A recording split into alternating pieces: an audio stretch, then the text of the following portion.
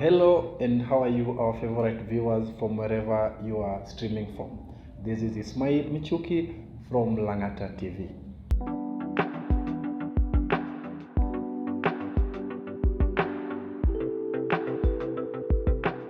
Whenever there is a community or a population, there must be a pillar in the community. And whenever there is a pillar in the community, we also must have change to the community. Whenever there is a change to the community, we will always have faces that are glowing and also are very happy in the community. Previously, we have an exclusive interview with the so-called CEO, the manager, the owner and the founder of the Green Card Mtaani that's situated in High Rise 1. We've had a very good stories. We had about his stories, and we just wanted you also to come through and feel for yourself, hear for yourself, and get it from the owner. Like the first-hand information, Olise has done a lot. Most of the people call him Olise. He's nicknamed as Olise, but the original names, like the real names, his names are Frederick Juma Otanga. He has a very strong story, which also touched most of the people in the slums and how he does them. So we just decided to go and see and to stream for the people to see how he works and deals with these things. See you in a while. We want to know who's Olise, who's behind the Green Card Mtaani thing, and how did it start? Okay. First of all, my official names are Frederick Juma Otanga. Yeah. So the Olise name is just a local name. Okay. Given to me during my football days. Yeah. So basically, I'm born and raised here in Kibera slums. Yeah. And currently, I'm the founder and team leader of Green Card Mtaani organization. Okay. So Green Card Mtaani is a registered CBO, yeah, community-based organization. We started operations in 2011. Okay. But we officially registered in 2014. So basically, the aim why we started Green Card Mtaani was to basically fight crime and drugs. Okay. Being that I'm born and raised here, at some point we were also in part of the negative aspects of the community in terms of the crime. Yeah. So when I came back, I left Kibra for 3 years. Okay. So I was outside Nairobi in Naivasha playing football. So when I came back, I decided to now start Green Card Mtaani, yeah, to nurture talents and also fight crime and drugs. So that's how we started. Okay, and how have you impacted the community and maybe the youths? Mm-hmm. Maybe you've been trying to change the lives of the youths who are in crime. Yeah. And how have you managed to do that? And do you have those people who at least you've done something to them and you can show the people in other countries or maybe in Langata constituency? So basically, when we started, we had a target of fighting crime and drugs. So we had a target of reaching out to 14 years and below, both boys and girls. Yeah.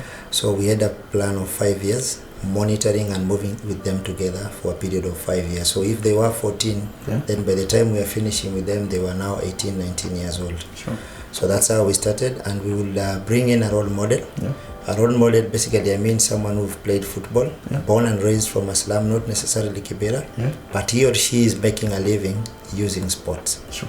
So that's how we started. We'll bring in a role model, then he will do a soccer clinic with 2 different teams from 2 different villages in Kibera. So that's how we started. Okay. That's how we started, through sports. Yeah. So now the role model basically will do the soccer clinic, then he will share the secrets to success. How comes he or she made it, yet he is coming from the clan, from the slum, but he's not living out of crime and drugs. Oh yeah, sure. So that's how we started, and so apart from that, now we also realize majority are venturing into crime and drugs, not basically because of peer pressure only, but also because of the poverty level. Yeah. So we incorporate education program in that we support not only talented boys and girls, but also just the needy from the same community. Wow. So in the education department, we started sponsoring some of them, buying them the scholastic materials and also paying school fees for them. Yeah. So since that one we started now in 2015, and to date we've sponsored over 300 directly, all the way from primary to secondary. And the past 2 years we've also been issuing education bursary checks to the most needy in high school. So So we moved from only football nurturing talent. Yeah. We also incorporated the education department. So apart from the child support program where we pay school fees for those kids who are outside, we also have our own Malaika Education Center. Oh yeah. We started that one last year. So it's a kindergarten. So why we started Malaika is, as I said, we support kids from different schools. But basically, if you don't follow up, you'll end up paying school fees, but there's no quality education these kids are getting from the said school, because majority of the schools in the slums are private, and the teachers are majority are also not certified teachers. So that's the barrier we are trying to break at Malaika. We have certified teachers. We have enough space. Have you seen? We have enough classes. We have enough playing field for the kids. So that's what we are trying to do. Like I've also seen that you're doing a lot of things in the same community. Like during COVID, I saw you doing the water supply. I saw you doing the food. How was the COVID time to you? Okay. In terms of during COVID, actually I said we started with sports, then we incorporated education. So we have a third pillar. Now the third pillar is the youth and women empowerment program. So during COVID, on the youth and women empowerment program, we do more of trainings, skillful trainings, because we believe we can offer talent nurturing for your children. At the same time, we will pay school fees to keep them in school. But the truth is that if we don't have alternatives at home, in that when the kids come back home and there's no food, we are at risk of losing the same children back to the street or to crime.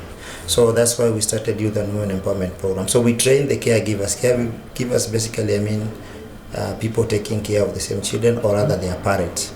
So we train them on skillful trainings, table mat, cake baking using normal chakojiko, soap making, beadworks, and all sorts of things. So the reason as to why we're doing that is basically to ensure there's food on the table at the end of the day. So during COVID now, that is where we started. We also did a huge training. We reached to over 200 women. Basically, it was purely for women, and the reason was to have an economical recovery model, because COVID hit everyone, and during that time, so many people lost jobs, and soap was a need. Everybody wanted the soap at that very moment. So exactly.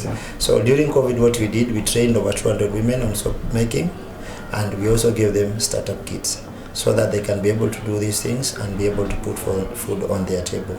Apart from that, we also did water supply to the entire Kibra and parts of Langata, Mugumoini, and also in High Rise. So, and we also did the same to 12 different schools, where we did hand wash sessions per school, and then we would give also soap and hand wash stations we leave at the school, just basically to fight COVID.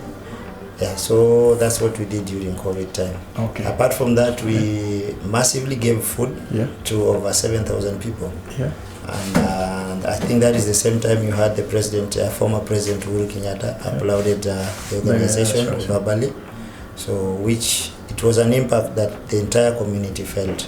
And in that aspect, we also feel that our work is definitely giving back to the community. For the people in the community. Yes. Yeah, and also I've seen like what do you do to the girls? Like maybe you also have girls in the community and they also have like difficulties. And maybe they need some support, or maybe what do you do for like the girls in the community? So for the girls, we have the Zuri Dada project.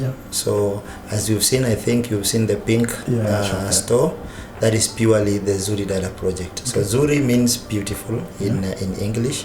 So we believe that all our girls are beautiful given an opportunity. They are able to do marvelous things. So for Zuri Dada, we do mentorship for the girls, and we also issue the Dignity Pack. Dignity Pack, I mean, it's a pack that has a soap and also sanitary towels and also the innerwears for the girl child.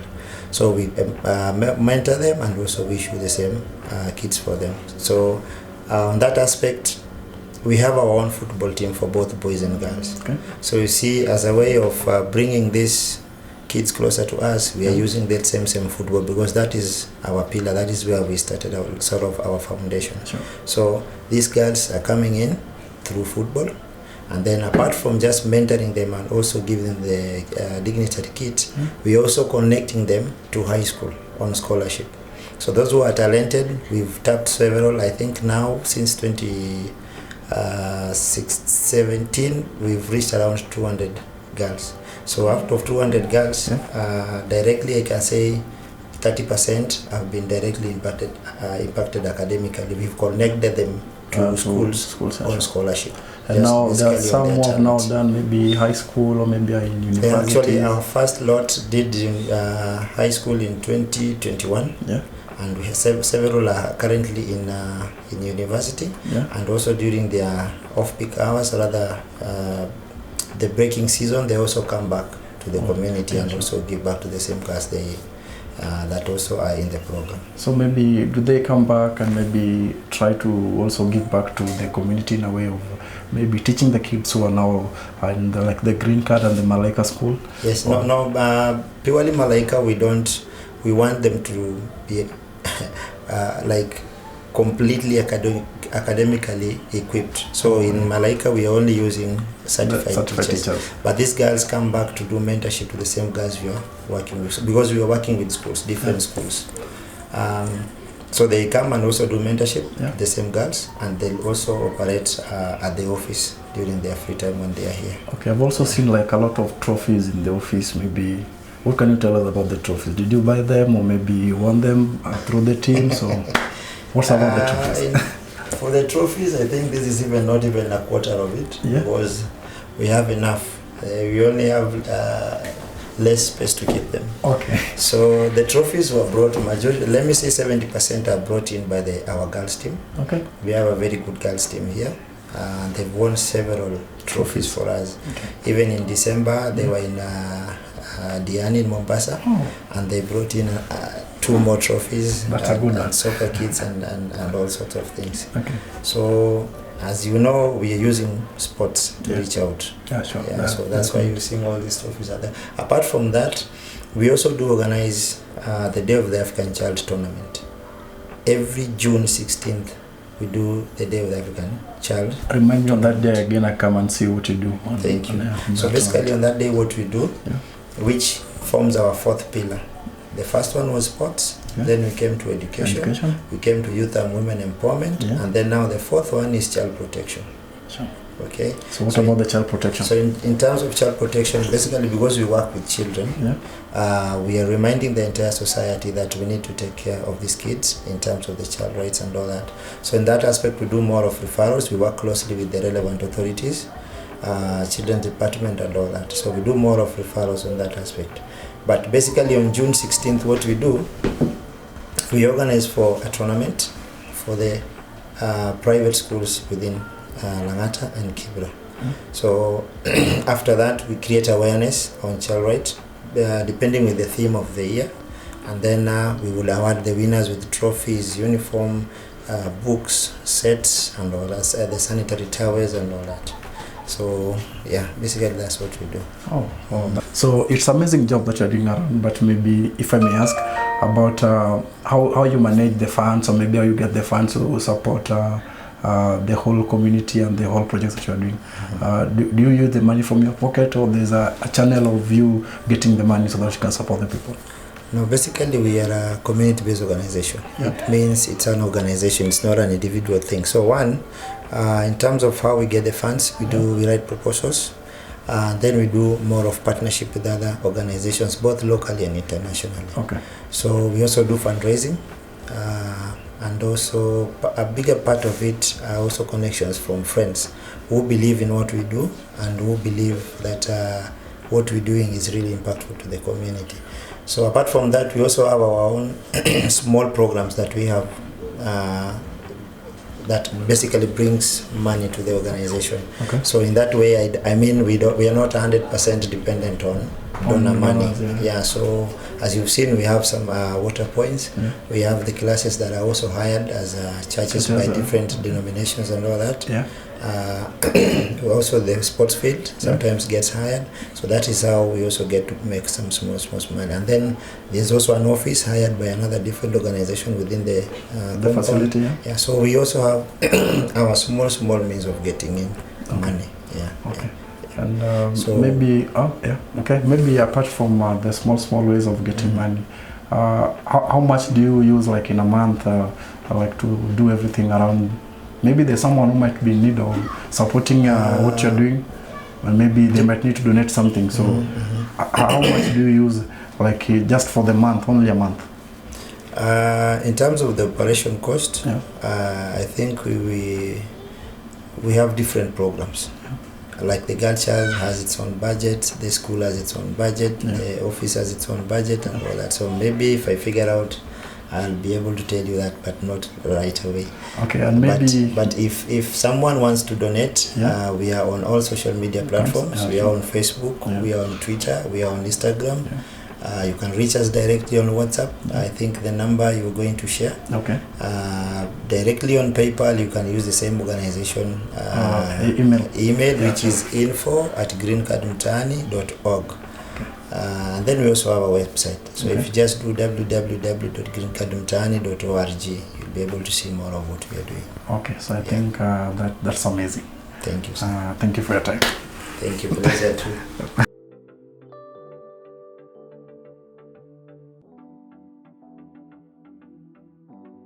That's all you have to say about this foundation, and we are glad that now you are having the first-hand information. Till next time, have a nice day.